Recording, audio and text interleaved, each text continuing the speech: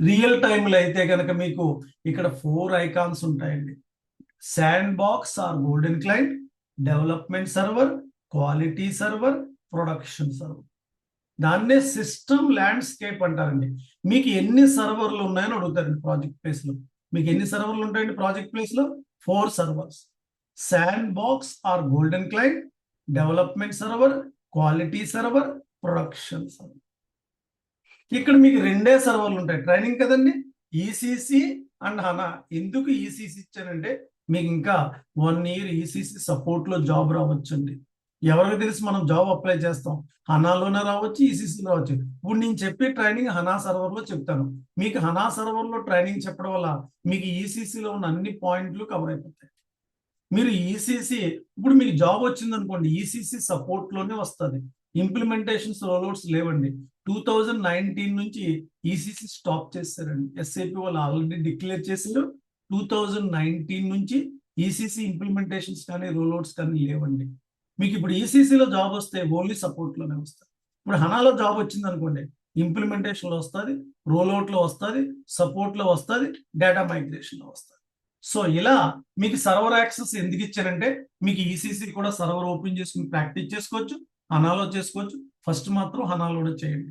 ఇప్పుడు హనాలో చెప్తున్నప్పుడు నేను ఈసీసీ పక్కనే ఈసీసీకి హనాకి చేంజెస్ వచ్చినాయి కూడా నేను యాక్షన్ షీట్ లో రాస్తాను. మీకు ఇప్పుడు ఈసీసీ సపోర్ట్ కింద వెళ్ళొచ్చు, హనా 4 ప్రాజెక్ట్స్ కింద జాబ్ వెళ్ళొచ్చు. మీకు ట్రైనింగ్ కాబట్టి 2 సర్వర్లు ఉంటాయి. రియల్ టైంలో అయితే sandbox or golden client, development server, quality server, production server. మీకు ఇప్పుడు సర్వర్ని, మీకు ఇచ్చిన సర్వర్ని ఇలా డబుల్ క్లిక్ చేయాలండి.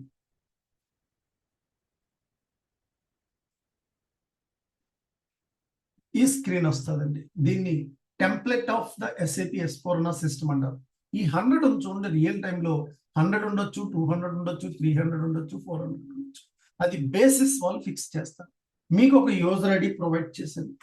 My user ID is the best, my password is separate, confidential. So password enter చేస్తున్నానండి. ఎంటర్ బటన్ నొక్కాలండి. ఈ స్క్రీన్ వస్తుంది. మీరు ఏ సిస్టంలో ప్రాజెక్ట్ని వర్క్ చేస్తున్నారని తెలుసుకోవాలంటే చూడండి, ఇక్కడ సిస్టమ్ స్టేటస్, ఇక్కడ ఈ డీటెయిల్డ్ బటన్ ఉంచండి, డబుల్ క్లిక్ చేయండి. ఇక్కడ ఇన్స్టాల్డ్ ప్రొడక్ట్ వెర్షన్ ఉంచండి. 2023లో వర్క్ చేస్తున్నారు. ఇదే latest version in US market. ఇదే లేటెస్ట్ వెర్షన్. దీంట్లోనే ఇంప్లిమెంటేషన్స్ జరుగుతున్నాయి. కొన్ని ఇంప్లిమెంటేషన్స్ ఇంకా కంప్లీట్ కాలేదు. సో ఈ యొక్క స్క్రీన్ ఏమంటారంటే ఎండ్ యూజర్ స్క్రీన్ అంటారు. ఎండ్ యూజర్ ట్రాన్సాక్షన్స్ క్రియేట్ చేస్తాడు, పోస్ట్ చేస్తాడు. This is called SAP end user screen అంటారు. ఇది టీ కోడ్ బాక్స్ అంటారండి, ట్రాన్సాక్షన్ కోడ్ బాక్స్ అంటారు. I can enter 1 transaction code SPRO. నేను డాక్యుమెంట్స్ అన్ని ఇస్తానండి, మీరేవి కూడా నోట్స్ రాసుకోకలేదు. నేను అన్ని డాక్యుమెంట్స్ ఇస్తాను. జాగ్రత్తగా ఏం చదవాలో కూడా నేను చెప్తానండి, అదే జాగ్రత్తగా చదువుకోండి. అన్ని డాక్యుమెంట్స్ చదవలసిన అవసరం లేదు. నేను ఇచ్చిన డాక్యుమెంట్స్ అన్ని రెఫరెన్స్ కోసం ఉపయోగపడితే ప్రాజెక్టులో మీరు చదవాల్సిన డాక్యుమెంట్స్ కూడా నేను చెప్తాను. SPRO తెలుసుకునే ముందర SAP system application product in data processing. SAP stands for, ఎవరైనా ఏం చేస్తున్నాం అని అడిగితే శాప్ లో చేస్తున్నానని చెప్పకూడదండి, ఎస్ఏపి అనాలి. శాప్ అని ఎవరో పిలవకూడదు. ప్రాజెక్ట్ మీద పక్కన పెడతాడు వెంటనే మనం పక్కన. 1 day కూడా ఎక్స్పీరియన్స్ లేదంటే ఎస్ఏపి అని పిలవాలి ఎప్పుడు కూడా. శాప్ అని ఎవరు కూడా పిలవద్దండి. SAP system application product in data processing. ఎవరిని అడిగితే చెప్పిలా ఉండాలి కదా, దేంట్లో వర్క్ చేస్తున్నారు, ఏం నేర్చుకున్నారంటే ఎస్ఏపి అంటే ఏంటి? System application product in data processing. SAP is an ERP product, enterprise resources planning. SPRO, SAP project reference objects. SAP project reference object. This is enter button నొక్కుతున్నాను. ఈ స్క్రీన్ వస్తుంది.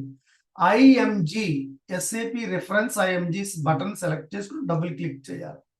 ఈ బటన్ సెలెక్ట్ చేసుకుంటే IMG stands for implementation guide, double click. ఇది consultant screen అండి. Consultants FI, MM, SD, PP, PM అందరు consultants ఇక్కడ configuration చేస్తారండి. Project ఇక్కడే చేస్తారండి. ఈ బ్లాక్ బటన్స్ ఉన్నాయి చూడండి, ఎన్నిటిని నావిగేషన్ పాత్ అంటారండి. Navigation path. మీరు ఈ స్క్రీన్ నుంచి బ్యాక్ రావాలనుకోండి, ఇంకో బ్యాక్, మళ్ళీ బ్యాక్ రావాలనుకోండి బ్యాక్. ఇప్పుడు విండోస్ వాళ్ళు అయితే రైట్ హ్యాండ్స్ కార్నర్ లో రెడ్ బటన్ ఉంటుంది, క్లిక్ చేయాలి, క్లోజ్ చేయాలంటే సర్వర్ని. ఇక్కడ మ్యాక్ వాళ్ళకి అయితే లెఫ్ట్ హ్యాండ్ సైడ్ ఉంటుంది. ఇంకోటి ఈ బటన్ క్లిక్ చేస్తే do you want to log off, yes, ఇలా సర్వర్ని క్లోజ్ చేయాలి. మళ్ళీ ఈసీసీ సర్వర్ను కూడా ఓపెన్ చేస్తాను, డబుల్ క్లిక్ చేస్తానండి. ఇక్కడ మీకు నా యూజర్ ఐడి ఎంటర్ చేస్తున్నానండి, ESF soft development, this is my server business company.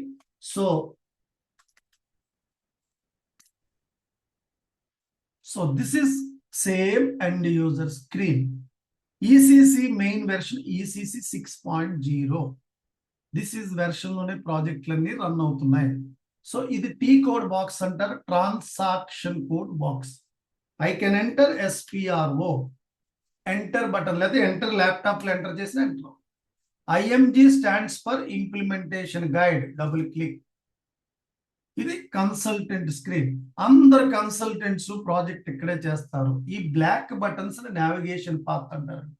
Back రావాలంటే ఇంకో బ్యాక్, బ్యాక్ రావాలంటే బ్యాక్, మళ్ళీ బ్యాక్ రావాలంటే ఇంకో క్లోజ్ చేయాలంటే సిస్టమ్ ఇంకో క్లోజ్. ఇలా సర్వర్ని 2-3 రోజులు చూపెడతాను, మీకు nothing to worry about. A doubt ఉన్నా నన్ను అడగొచ్చు, ప్రతి డౌట్ ని క్లారిఫై చేసుకోండి స్టూడెంట్స్ అందరూ కూడా.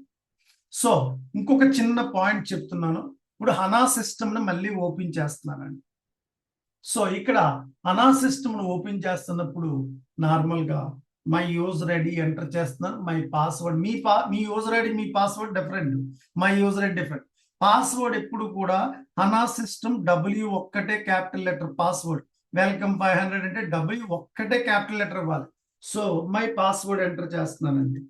సో ఇలా ఎంటర్ చేసాక చూడండి, ఇక్కడ నార్మల్ గా ఈ స్క్రీన్ వస్తుంది కదా, ఇది SAP ఈజీ యాక్సెస్ స్క్రీన్ అంటారు. అంటే ఎండ్ యూజర్ స్క్రీన్, అంటే users FI users, GL, AP, AR, asset, bank users transactions post చేస్తారండి.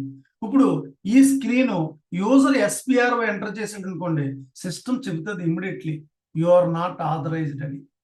రియల్ టైం ప్రాజెక్ట్ లో బేసిస్ కన్సల్టెంట్ వాళ్ళు రిస్ట్రిక్ట్ చేసేస్తారండి యూజర్ ఐడి పాస్వర్డ్. మీరు అందరూ కూడా ఇక్కడ అందరూ కూడా గుర్తుంచుకోండి. ఈ స్క్రీన్ క్లోజ్ చేస్తాను మళ్ళీ. ఇప్పుడు SAP సిస్టమ్ ని మీకు ఇలా డబుల్ క్లిక్ చేసాక ఇక్కడ మోర్ అని వస్తుంది, గుర్తుంచుకోండి. ఈ మోర్ అని తర్వాత ఆప్షన్స్ అని ఉంటుందండి. తర్వాత ఆప్షన్స్ బటన్ క్లిక్ చేసి SAP GUI సెట్టింగ్స్ అని ఉంటుంది.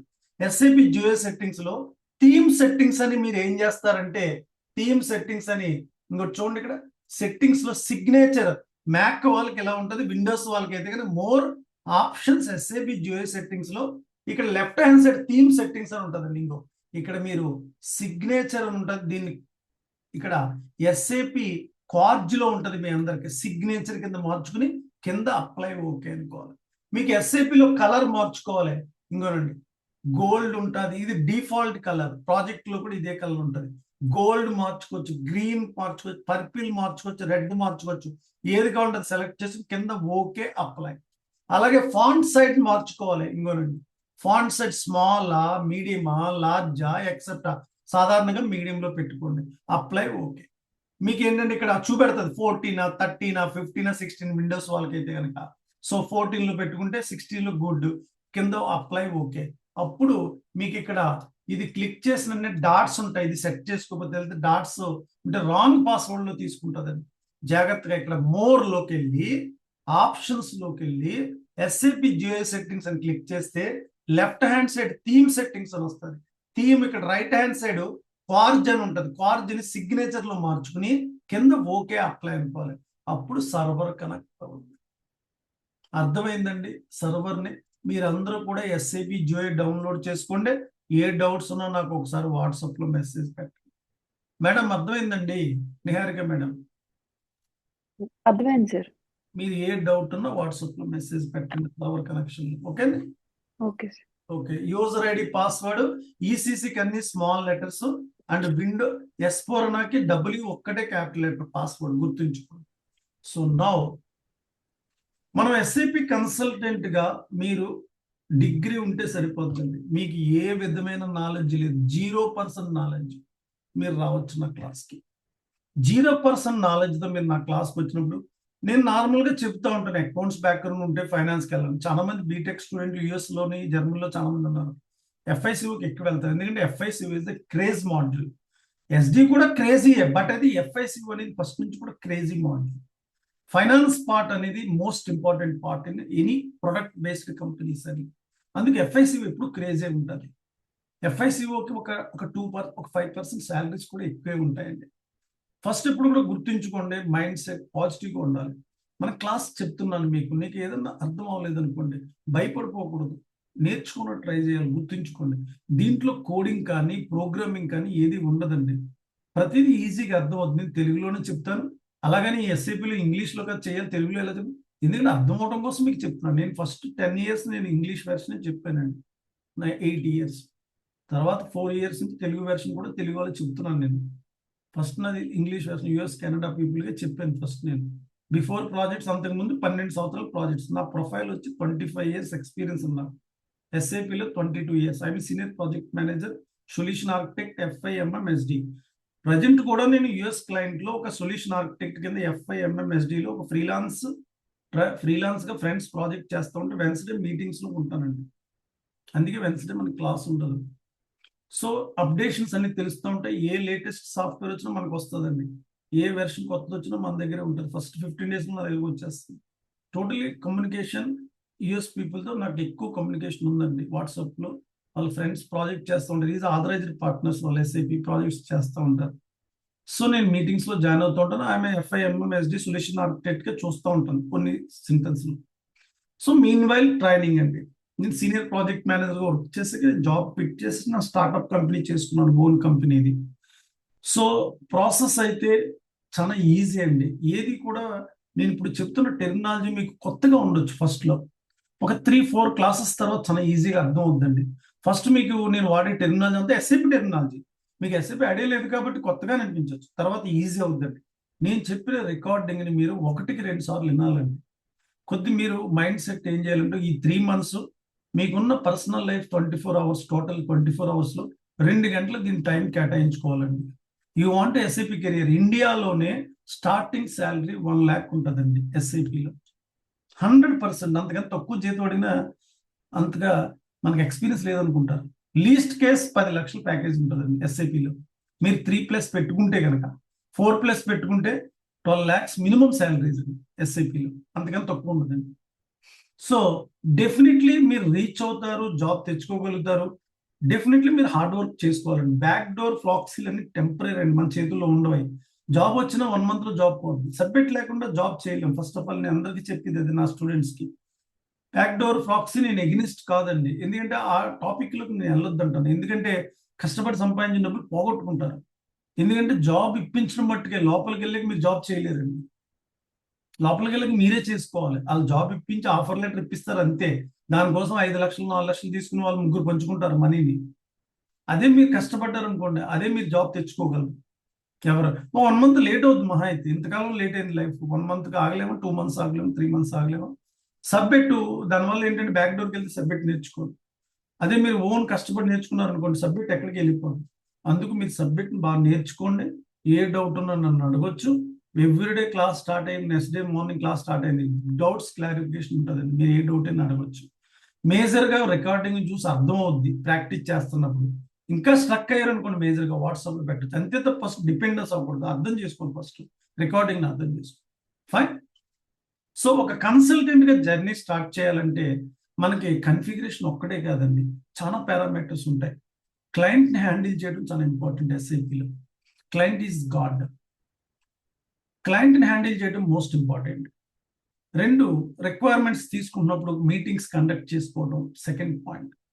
థర్డ్ వచ్చి మనకి డాక్యుమెంటేషన్ ప్రిపేర్ చేసుకోవడం కూడా అలవాటు చేసుకోవాలి.